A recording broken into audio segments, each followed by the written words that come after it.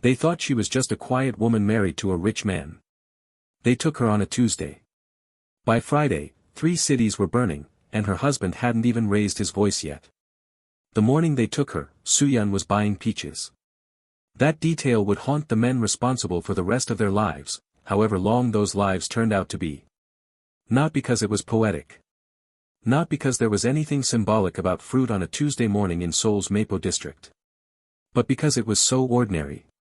Because she was standing in the middle of an open-air market, wearing a cream linen blouse, her dark hair pinned loosely at the nape of her neck, pressing her thumb gently against the skin of a peach to test its ripeness, and somehow, for grown men with military backgrounds and a combined body count of 19 had looked at her and seen something they could use. They had made their first mistake before they ever touched her.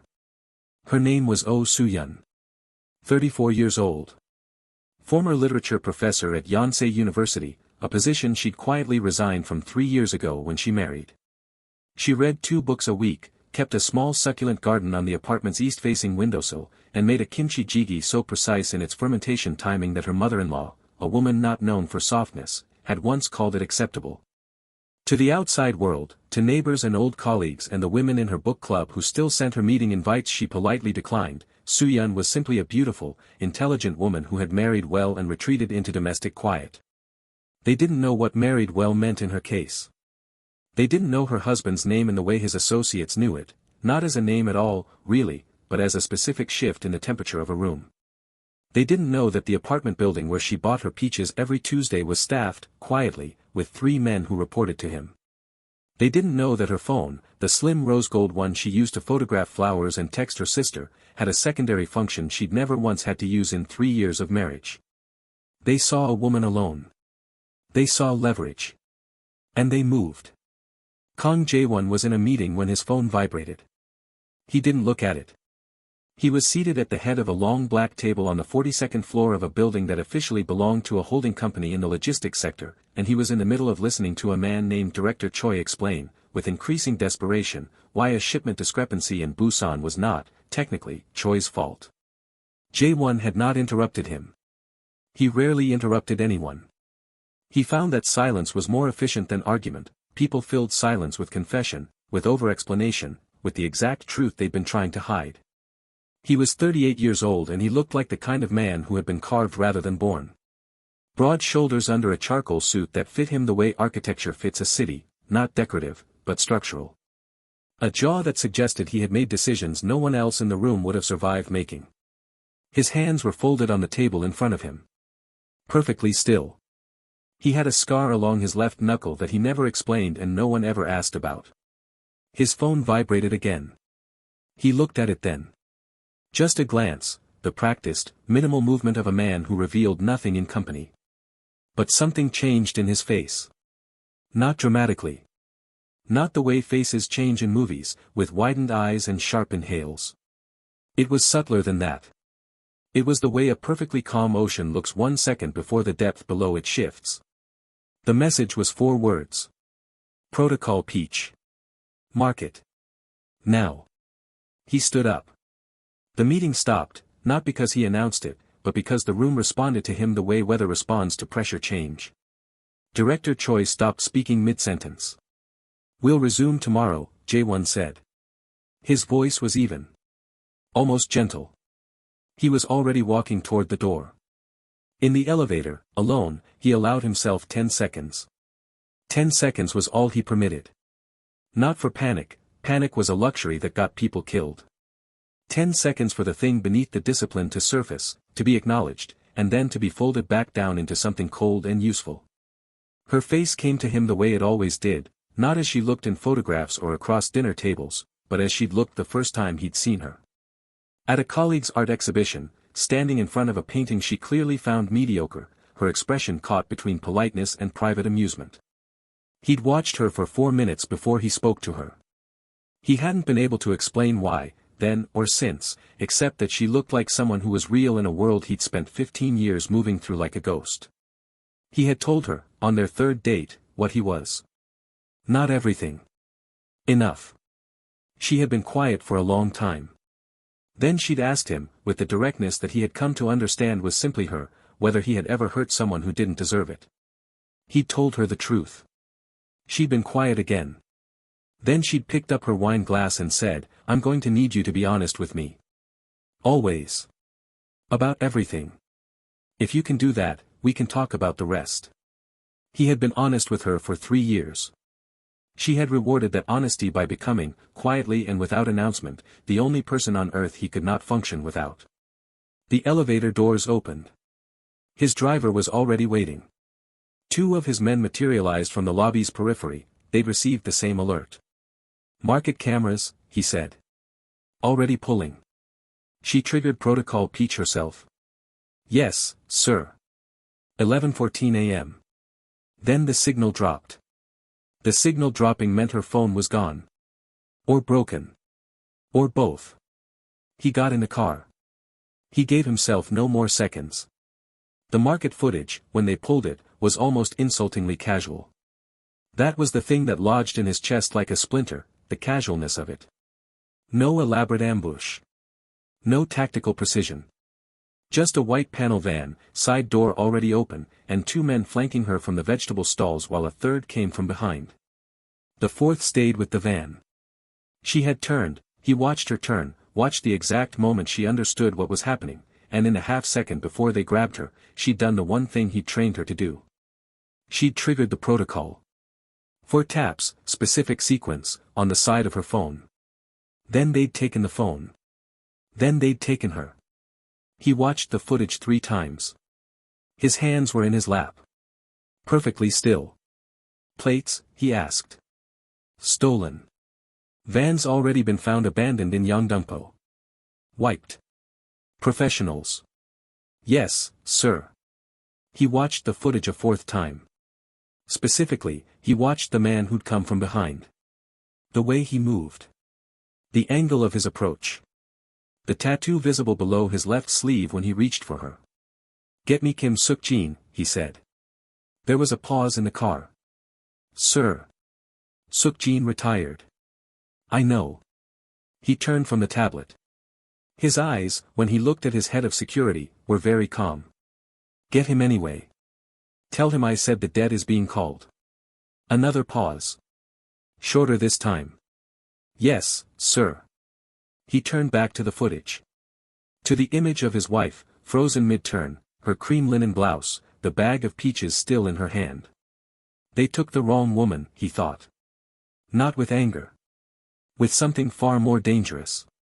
With absolute certainty.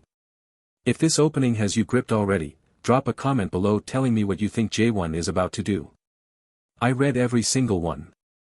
The room they put her in smelled like rust and old concrete and the particular staleness of a space that had held fear before.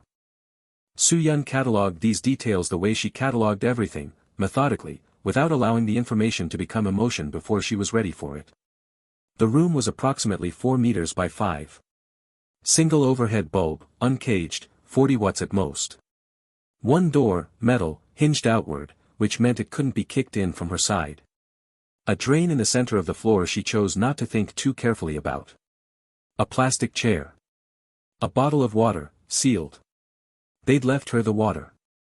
That was information too. They wanted her alive. She sat in the plastic chair and breathed. She was frightened. She allowed herself to know that fully, because Jae-won had told her once that the most dangerous thing in a crisis was lying to yourself about your emotional state. "Fear is data," he'd said, in that quiet way he explained things that were important. "It sharpens you if you let it. It buries you if you pretend it isn't there." So. She was frightened. She noted it. She set it aside. She thought about what she knew. She had triggered Protocol Peach before they took her phone. That meant Jae-won knew, within whatever margin his systems allowed, the location and time of her disappearance. The van had been moving for approximately 40 minutes before it stopped, she'd counted, despite the hood they'd put over her head, despite the heat and the smell of exhaust and the way her hands had shaken against her knees. 40 minutes from Mapo at Tuesday midday traffic suggested a radius she tried to mentally map. South of the Han, probably. Industrial district. The sounds when they'd brought her in, distant machinery, no foot traffic, no residential noise. She filed it all away. The door opened. The man who entered was not what she expected. She'd braced, without letting it show on her face, for aggression. For the immediate establishment of dominance that characterized men who operated on fear. Instead, he was almost mild-looking. 50s. A face that belonged behind a desk rather than in whatever this room represented. He wore a suit that had been expensive once. He carried a folder. He looked at her for a long moment. "You're calmer than I expected," he said. "You've made a mistake," she said. Her voice came out level. She was almost surprised by herself. Something moved across his face. Not guilt, she didn't mistake it for that. More like the faint register of a complication he hadn't fully accounted for. He pulled up a second chair. She hadn't noticed a second chair. She noted this failure in her own observation, and sat across from her, forearms on his knees, the folder held loosely. "Mrs. Kang," he said. "I'm going to be straightforward with you. Please. We don't want to hurt you. We want your husband to understand that certain agreements he's been ignoring have consequences. You're going to be uncomfortable for a short time, and then you're going to go home. This is business." Soo-Yeon looked at him. She thought about Jae-won's face the morning she'd left. He'd been at the kitchen table with his coffee and his newspaper, reading glasses she teased him about low on his nose, and he'd looked up when she kissed the top of his head and said, without looking up from the page, "Bring back the good ones, the ones from the third stall." Meaning the peaches. Meaning he'd been paying attention to what she'd said 2 Tuesdays ago about the third stall's peaches being better. She thought about that moment. She kept her face neutral. "You don't know my husband," she said. "I know his operation very well, actually." "You know his operation?" She nodded slowly. "You don't know him." The mild-faced man smiled. It didn't reach anywhere near his eyes. "Is there a difference?" She didn't answer that. There was no point in answering it. The answer was something he was going to learn for himself, and no amount of her explaining it would prepare him for the reality of Kang Jae-won when something he loved was threatened. She picked up the sealed water bottle from the floor and opened it and drank. Measured sips. Because she needed to stay sharp and hydrated, and because the normalcy of the gesture, she suspected, unsettled him more than any display of fear would have. She was right. He stood up sooner than he'd planned to. She could tell by the way he gathered the folder, quickly, no clear purpose. "Someone will bring you food," he said. "Thank you," she said pleasantly. He left. The door locked. In the silence, she allowed herself exactly what Jae-won allowed himself, a fixed number of seconds. 10 seconds to feel the full weight of where she was, what it meant, how frightened she actually was beneath the composure. The drain in the floor. The 40-minute drive. The sealed water that meant they needed her functional. 10 seconds. Then she began, quietly and systematically, to look for weaknesses in the room. "Before we go further, I have to ask you this, would you have stayed that calm? Or would you have broken? Tell me in the comments. I genuinely want to know." By midnight, Kang Jae-won knew 4 things. He knew the tattoo on the man's wrist, a small, specific geometric mark, belonged to a crew that ran contract security and occasionally contract violence for a mid-tier business faction called the Daesong Group. Daesong operated primarily in real estate and port logistics, which put them adjacent to his own operation in 2 known pressure points. He knew the van had been sourced through a rental company in Anyang with falsified documents, which told him the planning was competent but not exceptional.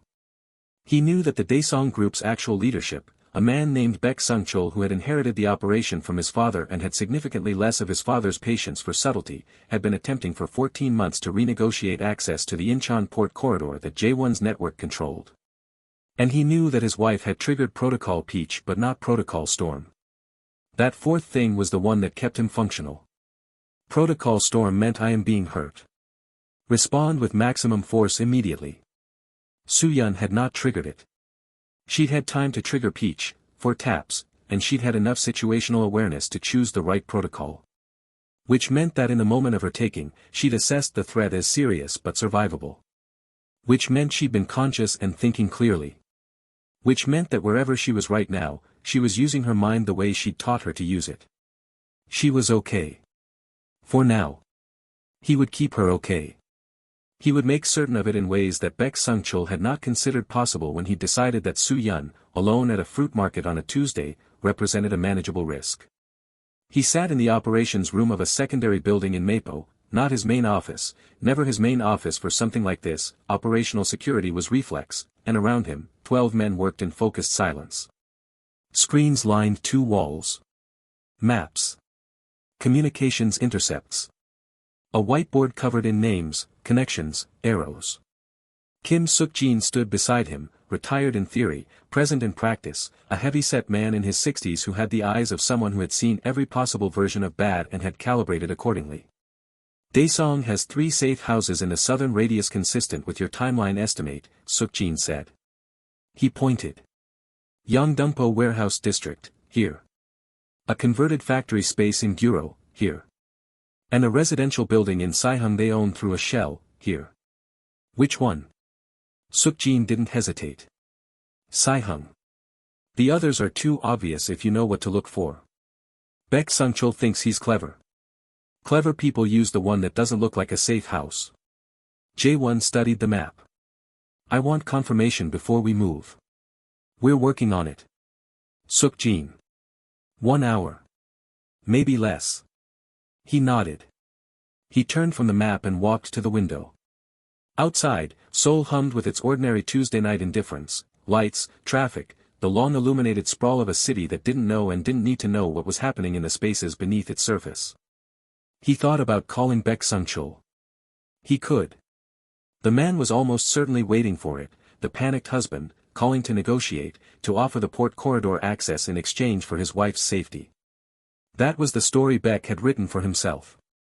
That was the leverage he thought he held. Jae-won did not call him.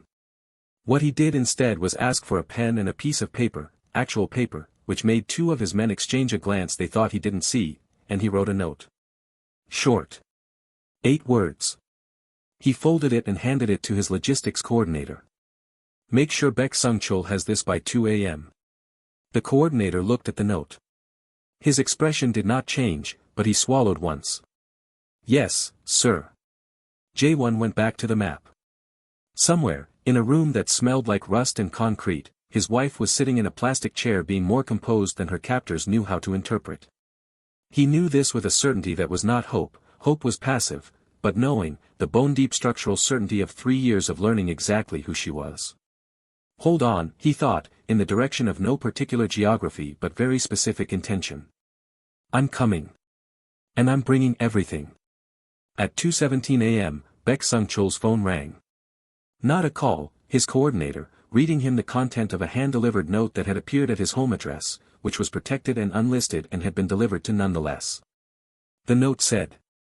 You have until sunrise. After that, I stop being reasonable. Baek Sung-chul had been in difficult negotiations his entire career. He had seen threats and ultimatums in every shape they came. He told himself, reading the 8 words, that this was simply escalation. That Kang was emotional, and emotional men made mistakes. He poured himself a drink. His hand was steady. He told himself it was steady. Confirmation came at 2:50 a.m. A contact inside Daesung's administrative layer, a careful, expensive, years-cultivated contact, sent a location. Not Saihung. Suk-jin had been right about the principle, wrong about the specific. It was a 4th property, a converted small goods facility in Gwanak, that Daesung held through 3 layers of shell ownership specifically designed to resist exactly the kind of search they'd just conducted. It had taken Jae-won's network 2 hours and 40 minutes to find it anyway. He looked at the location. He looked at Suk-jin. Assets? 6 of ours already in the area. I can have 12 there in 20. I want quiet, he said. As quiet as 12 men can be. And after? He was already putting on his jacket. After is my concern. This was the part that Jae-won would never fully explain to anyone, including himself. The part where the distance between who he was in a boardroom and who he was in the dark collapsed entirely. He had built, over 15 years, a very careful architecture of control, over his organization, over his decisions, over the temperature of his own responses. That architecture served him. He had survived longer than most men in his position precisely because he never acted from anger, never let rage run faster than strategy. But there was a moment, riding in the car toward Gwanak with the city silent and dark outside the windows, where he allowed the architecture to come down. Just briefly. Just enough to feel the full, unmediated reality of what they had done. They had taken her from a market. She had been holding peaches. She had a book on her nightstand she was halfway through and a succulent she'd been worried about all week because two of its leaves had gone soft and she'd repositioned it twice trying to find the right light. She had a sister she texted every morning and a laugh, a specific laugh, reserved for things that surprised her into delight, that he had spent 3 years collecting moments that could produce it. They had put her in a room. He felt it. The full, real, human weight of it. Not as fuel, he didn't need fuel. As acknowledgement. As the price of letting himself love someone completely, which he'd done with full awareness that it created this exact vulnerability and chosen to do it anyway, because she was worth every version of this risk. Then he put it away. The car stopped. He got out. Soo-Yeon heard them coming before anyone else in the building did. She'd been awake, she hadn't considered sleeping, though she'd lain down on the floor, conserving energy the way you conserved water, and in the deep silence of 4 a.m., she heard it. Not a sound, exactly. More like the change in ambient sound. The negative space where something that had been there quietly wasn't anymore. She stood up. She moved to the wall beside the door, pressing flat against it, and she waited. The guard outside, there'd been 2 shifts, she tracked the changes in their patterns through the gap at the bottom of the door, measured by light and footstep changes, had been quiet for the last 10 minutes. Too quiet. She'd noticed. She'd moved to the wall 4 minutes ago, when she'd noticed. The door opened inward. A man appeared in the gap, moving fast and low, and Soo-Yeon had one suspended moment of pure primitive response, fight or flight, every nerve alight, before he turned and she saw his face in the dim bleed of light from the corridor. One of Jae-won's men. Park Tae-yeon. She'd met him at a company dinner. He'd been respectful and slightly nervous around her, the way most of them were. He looked, in this moment, deeply relieved to see her standing. "Mrs. Kang," he said softly. "I'm fine," she said, matching his volume. "What's the situation?" He blinked. She'd said it exactly the way Jae-won would have said it, and she watched him recalibrate. Building secured. East wing still being cleared. "Sir is," he stopped. "Where is he?" "He asked me to bring you to him." She found Jae-won in what had been the facility's main office, a cluttered room with a defunct industrial desk and a bare bulb that reminded her uncomfortably of her own room. He was standing with his back to the door, phone in hand, speaking quietly to someone. He was still in his work clothes, minus the jacket, his sleeves rolled to the elbow. His back was very straight. She knew that posture. That was the posture he used when he was holding something very carefully. "Jae-won," she said. He turned. And this was the thing she would carry with her for years after, the thing that would surface at odd moments, doing dishes, reading, watching him sleep, the fraction of a second before he composed himself. In that fraction, she saw everything he'd been holding since 11:14 a.m. when her signal dropped. Not the cold efficiency she knew he'd deployed through every hour since. Something underneath it. Something that had his jaw tight and his eyes moving over her with an inventory of a man checking that something irreplaceable is still intact. He crossed the room in 3 steps. He didn't say anything. He pulled her in, his arms around her, one hand at the back of her head, gently, carefully, the same hands that she knew had been anything but gentle in the hours between then and now, and she felt him breathe. One long breath, and then another, and she understood it was the architecture coming down, briefly, just for her, just in this room. She held on. "I triggered the right one," she said into his shoulder. "You did." His voice was low. "You did everything right." "There's a man," she said. 50s. Suit. "He spoke to me." He pulled back enough to look at her. "Beck's coordinator. He's been addressed." "And Beck himself?" Something shifted in his face. Something very controlled and very final. "Beck Sung-chul," he said, "is going to spend an extended period of time understanding the specific magnitude of his error." She looked at him for a long moment. She knew better than to ask for details she didn't need.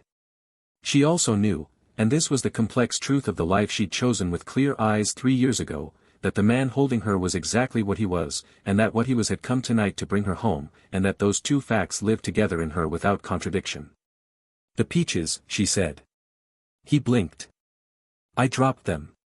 When they grabbed me, I dropped the bag. She could hear how it sounded, absurd, in this context, and she also couldn't explain why that detail had lodged in her, the image of the peaches rolling across the market floor. You wanted the ones from the third stall. He stared at her. Then, quietly, with a sound that was almost not quite a laugh but was somewhere in that territory, the sound of someone releasing pressure through the smallest possible valve, he pressed his forehead to hers. I'll get more peaches, he said. Third stall. Third stall. I'll buy every peach they have. She closed her eyes. That's excessive. Yes, he said.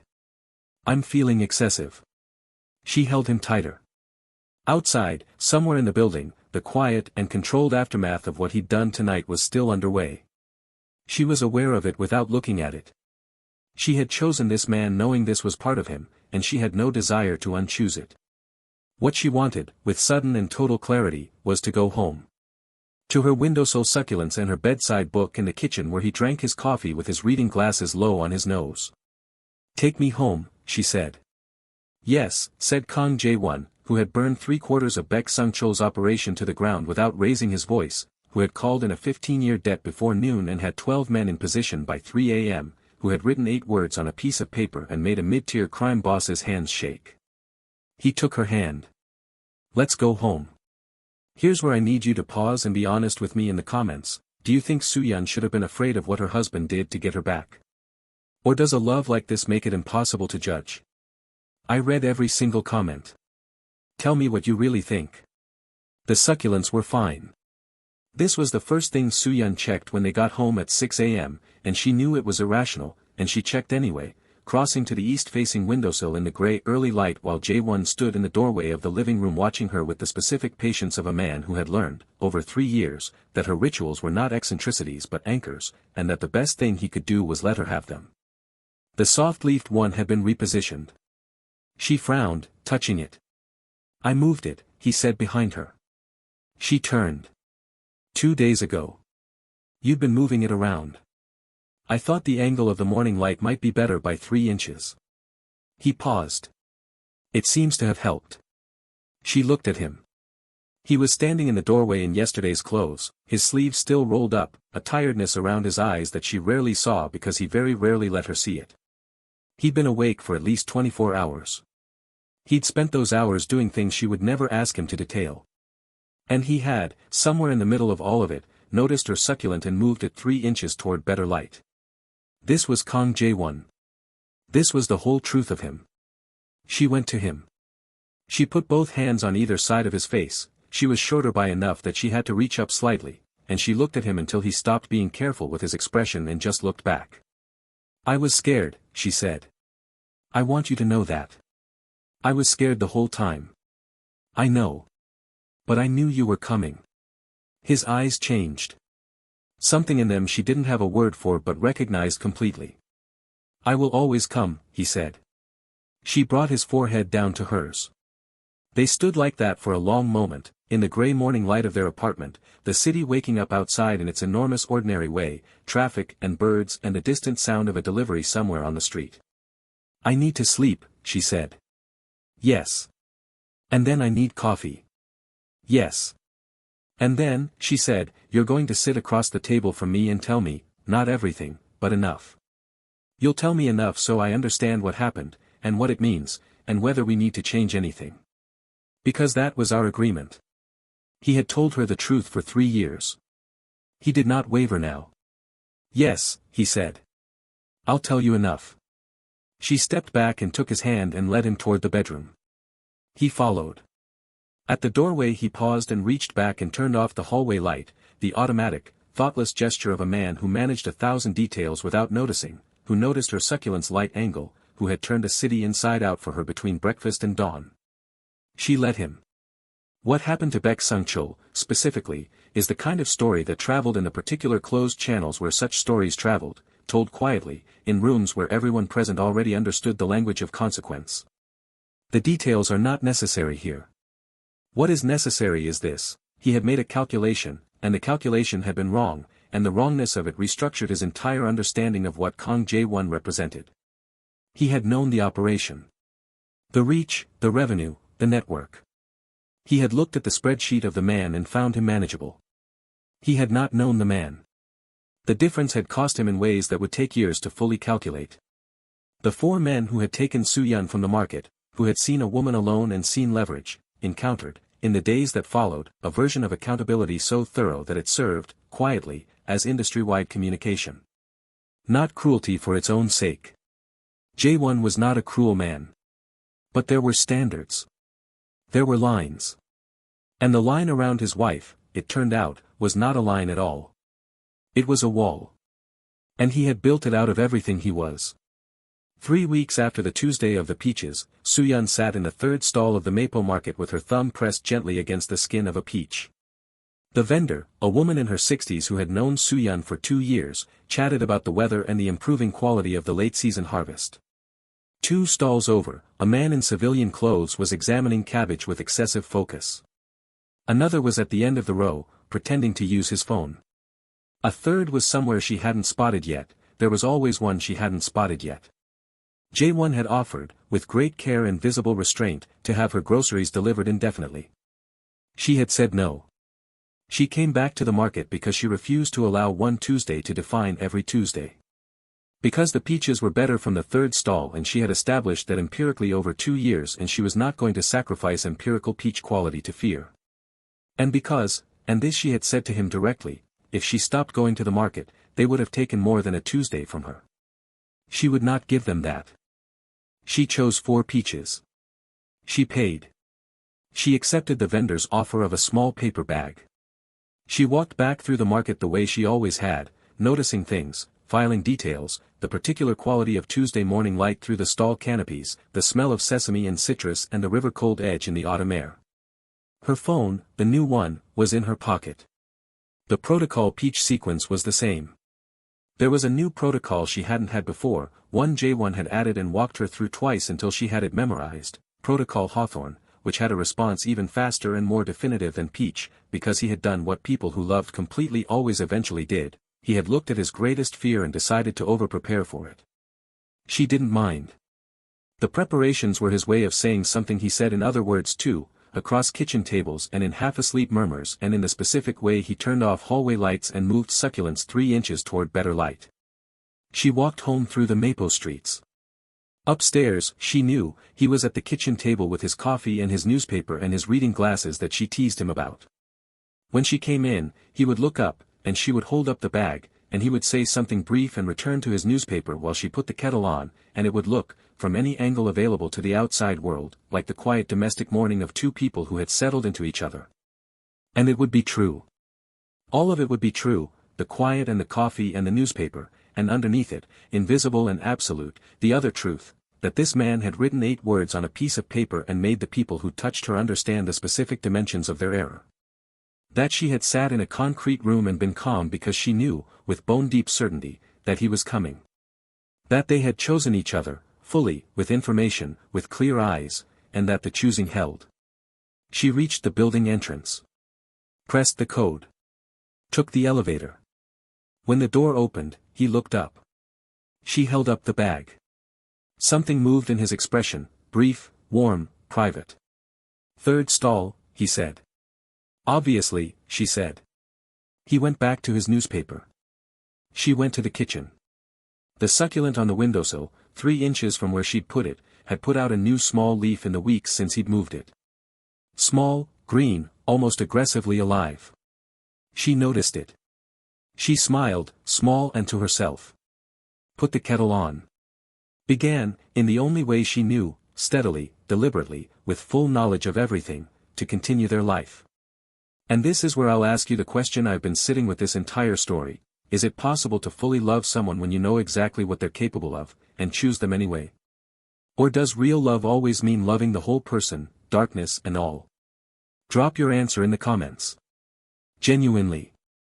I think this one deserves a real conversation. And if this story stayed with you, if Soo-Yeon's composure or Jae-won's quiet devastation hit somewhere real, share it with someone who would understand why. Those are the people worth keeping.